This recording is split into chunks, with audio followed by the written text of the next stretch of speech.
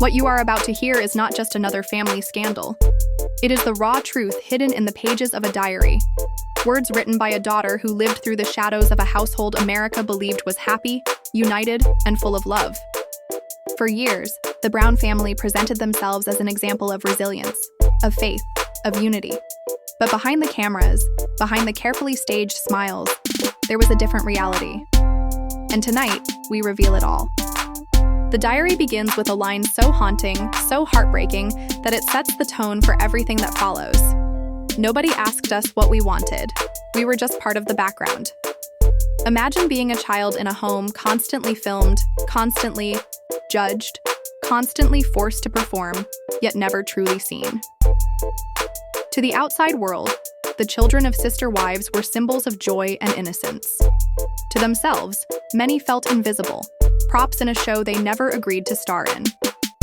One entry describes a memory that is impossible to ignore. Sarah, the young girl whose words we are reading, recalls the day her brother Hunter asked for a new bicycle. The answer was swift. There was no money. Just 2 days later, Dayton, Robyn's son, was gifted a brand new gaming computer worth thousands of dollars. Sarah doesn't ask us to draw conclusions. She simply places the memory in front of us. And yet the truth screams out from between the lines. Favoritism, inequality. A father who saw some children as worthy of sacrifice, while others were left to accept disappointment as their daily bread. Another passage describes punishment. Sarah remembers Gabriel being made to stand outside in the scorching sun all day because he came home late. But when Dayton made mistakes, Kody defended him, made excuses, or simply looked the other way. One set of rules for one set of children, another set for Robyn's. What does that do to a child's mind? To know that no matter how hard you try, you will never be enough. To learn from your own father that love can be conditional, and that fairness is not guaranteed within your own home. But perhaps the most chilling words are the ones about Robyn herself. Sarah writes, "Robyn always tried to separate us. She said we were a toxic influence." Imagine that. The woman meant to step into the family as a mother figure, as a unifying presence, instead worked tirelessly to isolate, divide, and fracture. For Robyn, it wasn't about building bridges, it was about control. It was about carving out a world where she and her children reigned supreme, while everyone else was slowly pushed into the shadows. And then comes Kody. To the public, he was a doting father. He played the role so convincingly that millions believed him. But Sarah's diary tells another story. When the cameras were on, he was kind. As soon as they turned off, he didn't even look at us. This isn't just hypocrisy, it's a double life. On television, he was the symbol of polygamous love, the strong leader of a large and happy family. At home, he was absent, cold, and selective with his affection. One of the most heartbreaking entries describes Sarah's mother. "I saw my mom crying at night alone, but in the morning she put on a smile and said, 'Everything's fine.'" Can you imagine being a child watching your mother break in private, then mask her pain for the world to see? The diary captures not only the suffering of the children, but the silent torment of the wives, Christine, Janelle, and even Mary. Their smiles were a costume, their laughter rehearsed, all for the benefit of a camera that would never show the truth. Then there is the most unsettling revelation of all. Sarah writes, "I feel like Robyn and Kody are always planning something, like we're just props in their show, and they're the director and the star." In one chilling sentence, she captures what so many viewers have begun to suspect, that this family was never truly a family, but a production. Every moment, every staged conversation, every fake reconciliation, it was all for the cameras. The children weren't participants, they were unwilling actors. And finally, the diary closes with words that echo like a warning. "I want the world to know this show wasn't always real.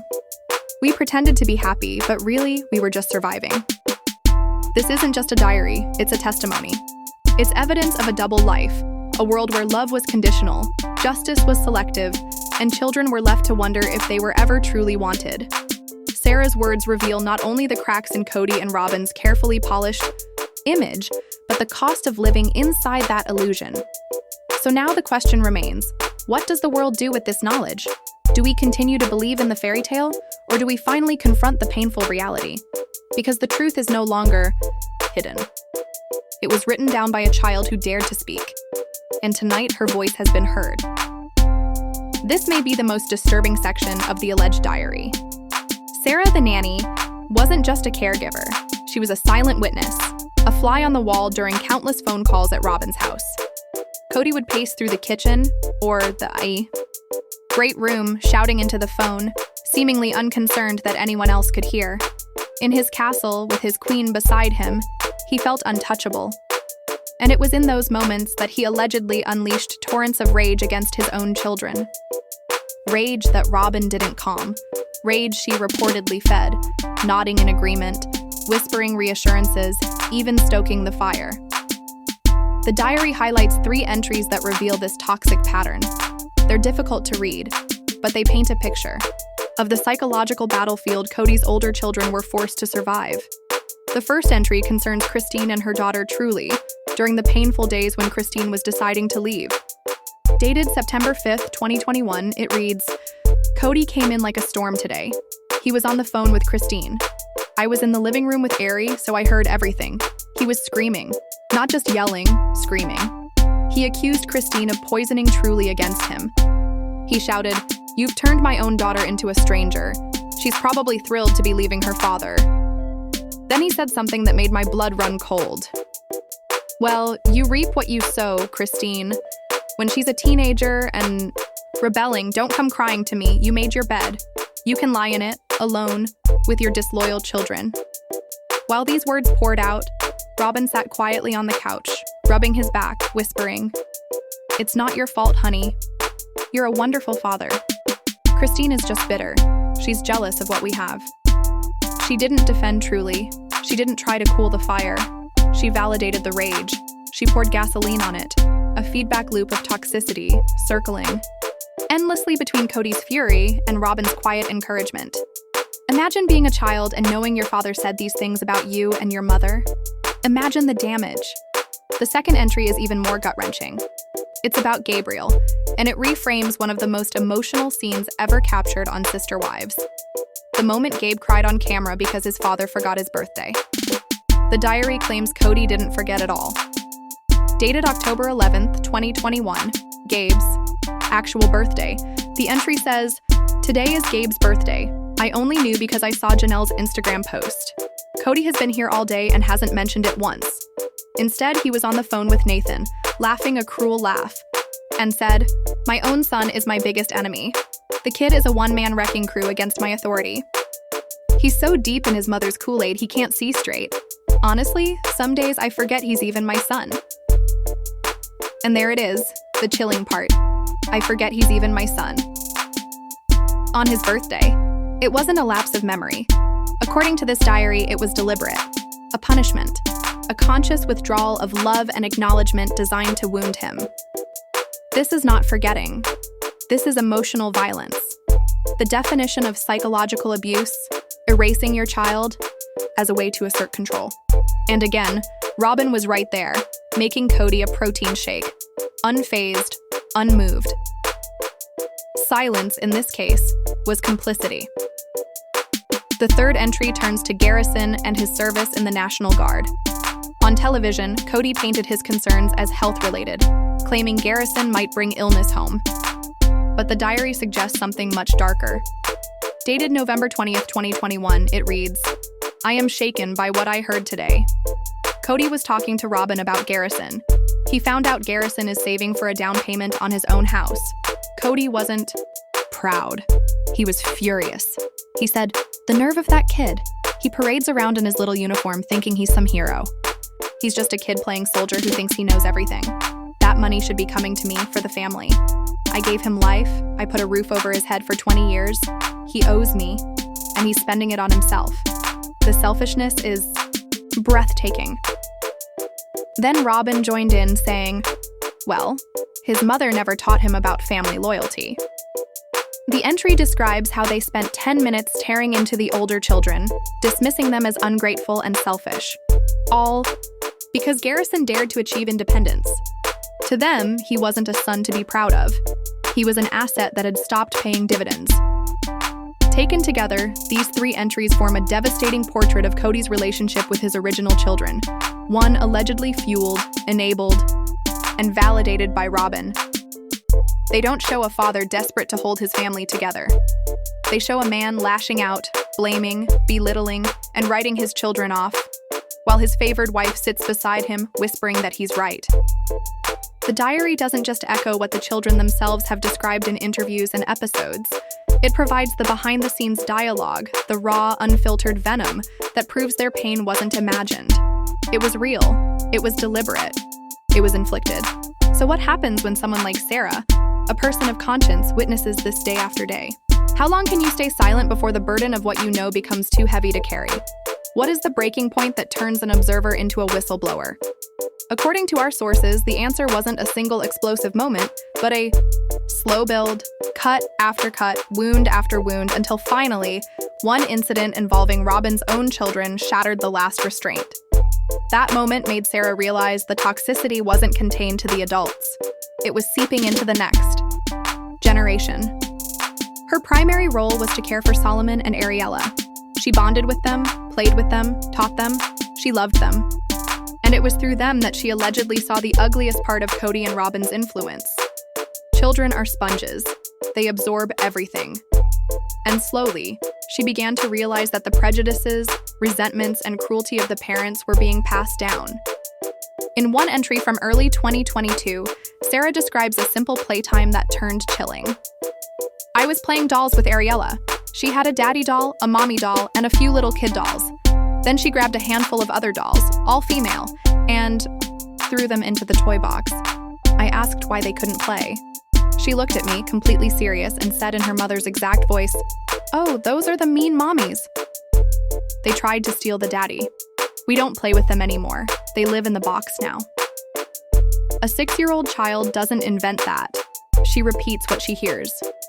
According to Sarah, this is what Kody and Robyn were teaching their daughter. That Christine, Janelle, and Mary weren't mothers, weren't family.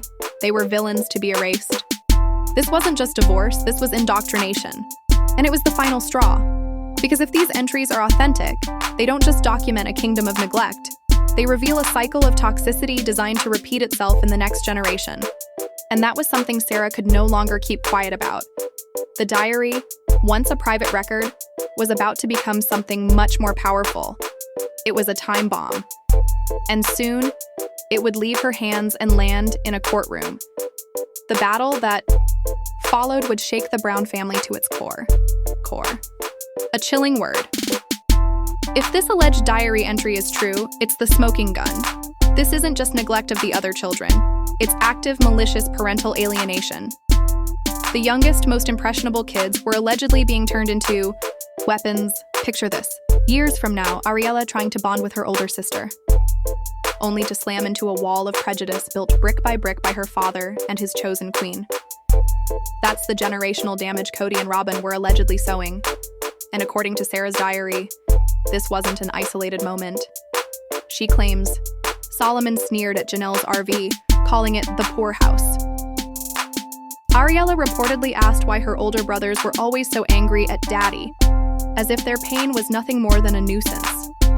Dayton and Aurora allegedly adopted Kody's cold, judgmental language, dismissing their siblings' choices with the same tone of disdain.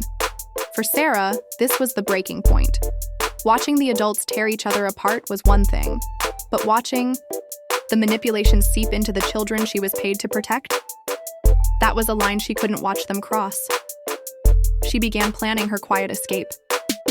She secretly copied the most damning diary pages, uploading them to a secure cloud account. She knew the NDA was powerful, but her moral obligation was stronger. By spring 2022, she quit her job with a polite excuse. Family matters. Robyn, sources say, was relieved. A witness had left the castle. But Sarah wasn't just leaving, she was waiting. Her moment came during the explosive season 17 and 18 tell-all episodes. As the world watched Christine and Janelle break down the truth, and as Kody flat out lied about his children's pain, Sarah allegedly knew she couldn't stay silent any longer. Through a trusted intermediary, she reached out to a powerful Arizona family law attorney. She explained her dilemma. She was a former employee bound by NDA, but she had contemporaneous dated evidence of emotional neglect and parental alienation. Evidence directly relevant to the well-being of Solomon and Ariella.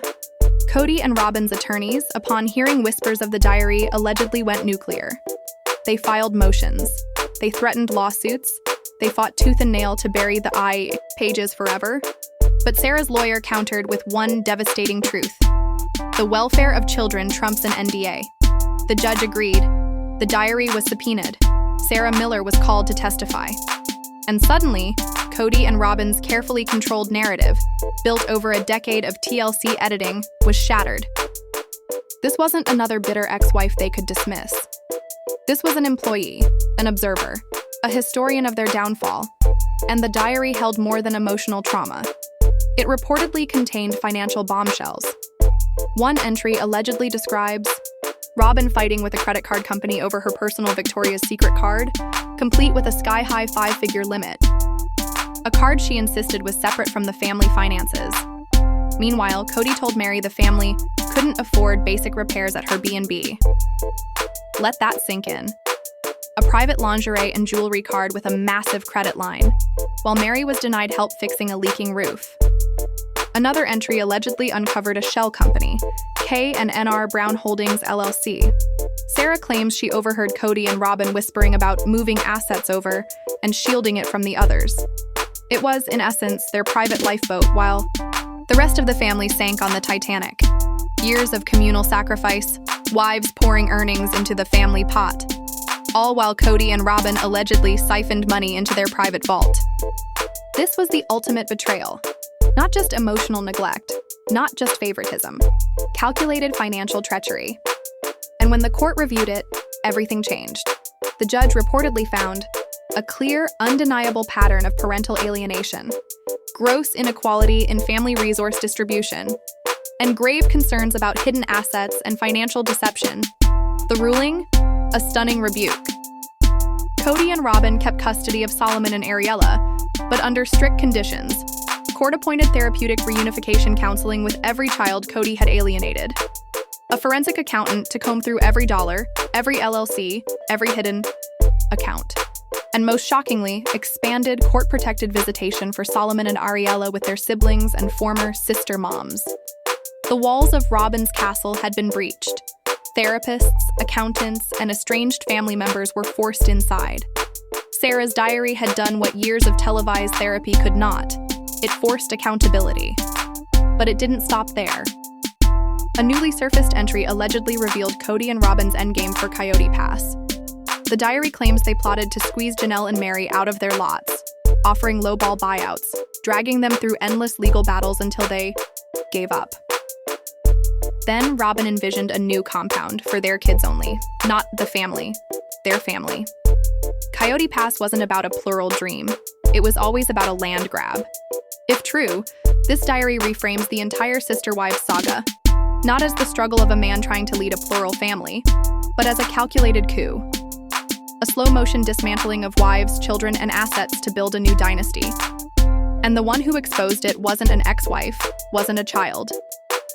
It was the nanny, the quiet observer, the historian of a family's self-destruction. So now I'll ask you, do you believe these alleged diary entries? What shocks you more? The locked pantry, the financial deception, or the Coyote Pass land grab? Let's talk about it in the comments. If you found this investigation eye-opening, give the video a thumbs up. It helps the channel. And make sure you're subscribed, because this story is far from over. Until next time, stay tuned and stay savvy.